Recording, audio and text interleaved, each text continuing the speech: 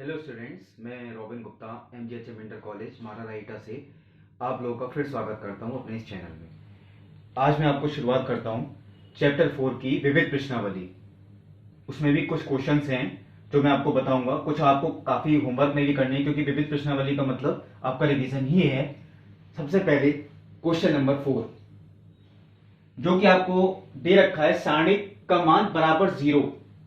ये सिद्ध नहीं करना है। कई लोग इसे धोखे से ये भी समझते हैं कि सारणिक का मान बराबर 0 है।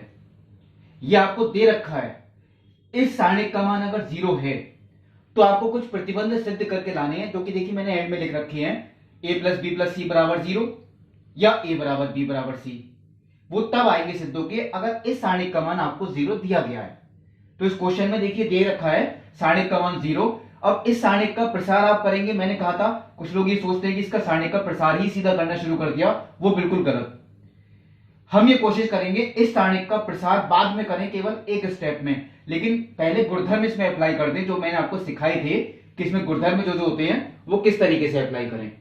तो मैंने आपको एक नियम बताया था। सबसे पहले सारणिक की शुरुआत में हम ये देखते हैं कि किसी पंक्ति में या किसी स्तंभ में कोई चीज कॉमन तो नहीं है।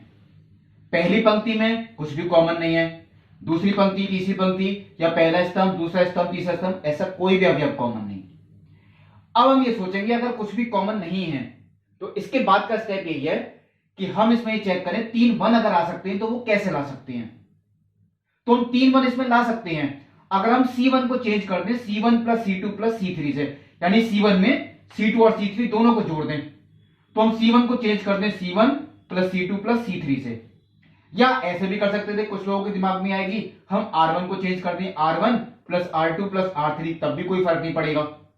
जो आपको ठीक लगे उससे कर देना। मैंने यहां पर C1 को चेंज किया C1 plus C2 plus C3 से। ऐसा करने पर ये मान देखिए 2a प्लस बी प्लस सी होगा, ये भी 2a प्लस बी प्लस सी, ये भी 2a plus B plus C. वो आप खुद भी चेक कर सकते हैं क्योंकि तीनों को जोड़ेंगे तो वो यही आता है।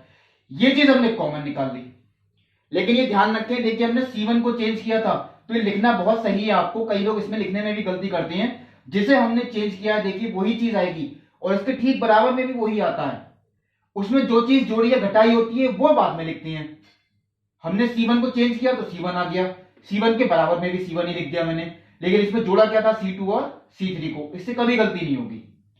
अब मैंने ये चीज कॉमन ले ली 2 into a plus B plus C, वो भी C1 से कॉमन ले लिया तो तीनों जगह यहां पे 1 आता है, बाकी दोनों पे कोई फर्क नहीं पड़ा, ऐसे ही कॉपी कर दिए।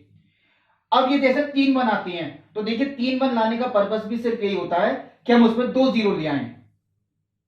यही लाने का पर्पस है कि हम 3 1 है तो आसानी से 2 0 ला सकते हैं। कैसे? मैं R2 को चेंज कर दिया R2 माइनस R1 से और R3 को चेंज कर दिया R3 माइनस R1 से। हम R3 माइनस R2 भी कर सकते हैं, लेकिन कोशिश करें आपको 2 0 लाने हैं तो R2 माइनस R1 और R3 आप नीचे ही 2 0 लाएं, ऊपर वाले 1 को छोड़ दें, या यहां पे 1 छोड़ दें ऊपर 2 0 ले आए। बीच में कोशिश करें कि 1 ना छोड़ें क्योंकि उसमें फिर माइनस का चक्कर पड़ता है, इसीलिए। तो मैंने यहां पे R2 और R3 को चेंज कर दिया। वो देखिए R2 माइनस R1 तो 1 माइनस 1 0, इसमें से घटाया तो B माइनस C और इसमें से इसे घटाया तो C माइनस A, और फिर R3 में से R1 को घटाया तो 1 minus 1 0, B plus C minus C, तो C से C cancel B minus A, और यहां पे भी जब इसमें से घटाएंगे तो A से A cancel C minus B।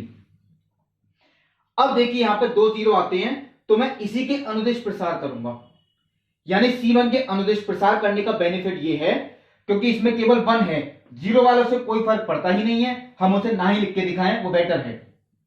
तो मैं 1 के यानी इस स्तंभ के अनुदिश अगर प्रसार करता हूं तो 1 के साथ पहले इन दोनों की गुणा माइनस फिर इन दोनों की गुणा। 1 भी मैंने नहीं लिख के दिखाया, कोई फर्क नहीं पड़ने वाला, यानी B minus C into C minus B minus C minus A into B minus A. एक चीज और बताता हूं, मैंने यहां पे देखिए 2 नहीं लिखा था क्योंकि 2 को हम बटे में ले गए, उससे कोई फर्क नहीं पड़ता, वो संख्या है वो हट गया, यानी आपका केवल ये चीज आती है। अब इससे आपका एक उत्तर तो देखिए क्लियर होता है जो बुक में लाना है कि a प्लस बी प्लस सी बराबर 0, वो देखिए मैंने लिख दिया है, उसमें तो ऐसी कोई प्रॉब्लम नहीं पड़ेगी। दूसरा उत्तर यानी a बराबर b बराबर c वो इसी से ही आएगा। अब इसके लिए पहले मैंने इसे गुणा करके लिखा, ये देखिए मैंने सीधा लिख दिया है, आप लोग खुद भी चेक कर सकते हैं। Minus A square minus B square minus C square plus A B plus B C plus C A. अब आप लोगों के दिमाग में आएगी शायद ये किसी का सूत्र है ये ऐसा कोई सूत्र नहीं होता, वो आप लोग भूल जाएं। ऐसा कोई सूत्र है, ऐसा कोई सूत्र नहीं होता है। ये मुझे सूत्र बनाने के लिए पहले मैंने इसमें माइनस कॉमन लिया, वो देखिए माइनस आ गया, तो ये तीनों तो प्लस के हो गए और ये तीनों माइनस के हो गए। लेकिन अब आप ये सोच रहे होंगे इसमें 2 भी आ गया, तो इसमें मैंने 2 से गुणा की, तो मैंने 2 से गुणा अगर बाईं तरफ की है तो मुझे दाईं तरफ भी दिखानी पड़ेगी, लेकिन दाईं तरफ क्योंकि 0 है तो उस पर कोई फर्क नहीं पड़ेगा। इसलिए आपको लगेगा केवल बाईं तरफ ही नहीं है, गुणा दाईं तरफ भी किए, लेकिन 0 होने से कोई फर्क नहीं पड़ा। ये सूत्र है। ये 2 से गुणा सिर्फ इसलिए करनी पड़ी मुझे क्योंकि मैं एक ए स्क्वायर और बी स्क्वायर के साथ अगर मैं माइनस के 2ab ले लूं तो वो a माइनस बी का होल स्क्वायर हो गया। एक बी स्क्वायर और सी स्क्वायर के साथ मैंने ये ले लिया तो वो b माइनस सी का होल स्क्वायर हो गया, और एक सी स्क्वायर और ए स्क्वायर के साथ मैंने ये ले लिया तो c माइनस ए का होल स्क्वायर हो गया। यानी ये पूरा जो बना a माइनस बी का whole square plus b minus C का whole square plus c minus A का होल स्क्वायर। आप लोग इन्हें ओपन करके देख सकते हैं, वो यही आएंगे। अब तीन संख्याओं के वर्गों का योगफल, भाई देखिए या तो a प्लस बी प्लस सी बराबर 0, वो तो मैंने लिख ही दिया, या ये चीज 0 होगी। लेकिन ये चीज अगर 0 है तो इसमें आप देख सकते हैं ये संख्याओं का वर्ग है, क्योंकि देखिए ये भी वर्ग है, ये भी वर्ग है और ये भी वर्ग है, और वर्ग कभी भी ऋणात्मक होता नहीं है, वर्ग हमेशा कैसा होता है, धनात्मक। तो ये केवल तभी पॉसिबल है, ये अगर 0 है तो ये तभी पॉसिबल है कि ये भी 0 हो, ये भी 0 हो और ये भी 0 हो, क्योंकि 0 का वर्ग ही 0 होता है। तो 0 प्लस 0 प्लस 0 वही 0 हो सकता है, 0 से छोटा माइनस का तो कोई हो ही नहीं सकता।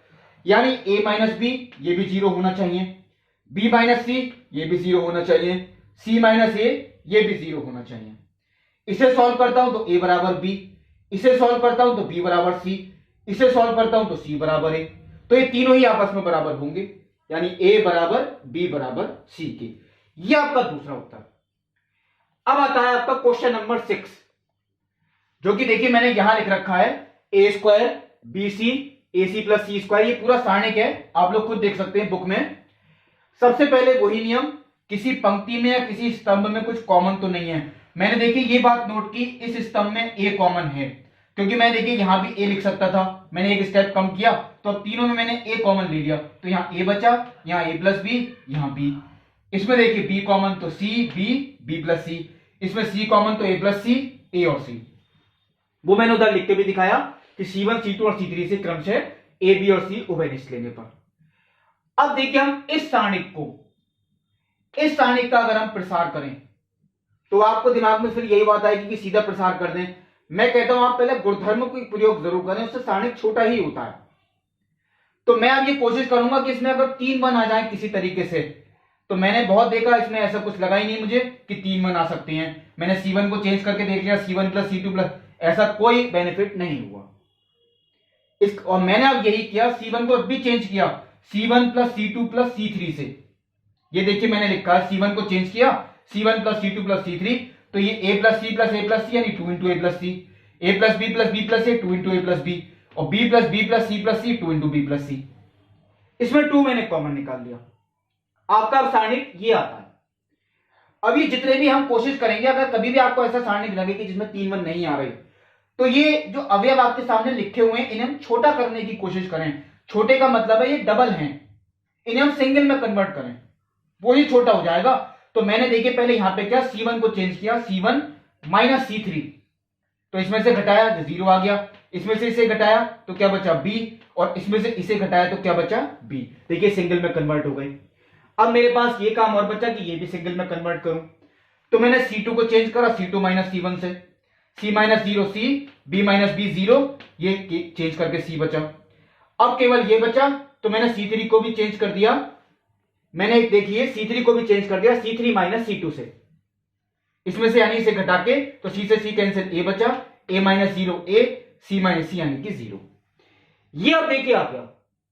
अब देखिए मेरे पास जगह नहीं थी तो मैंने तो सीधा प्रसार कर दिया है। हम इसमें एक काम और कर सकते थे, इसमें से B कॉमन ले लें, इसमें से C कॉमन ले लें, और इसमें से क्या कॉमन ले लें, A।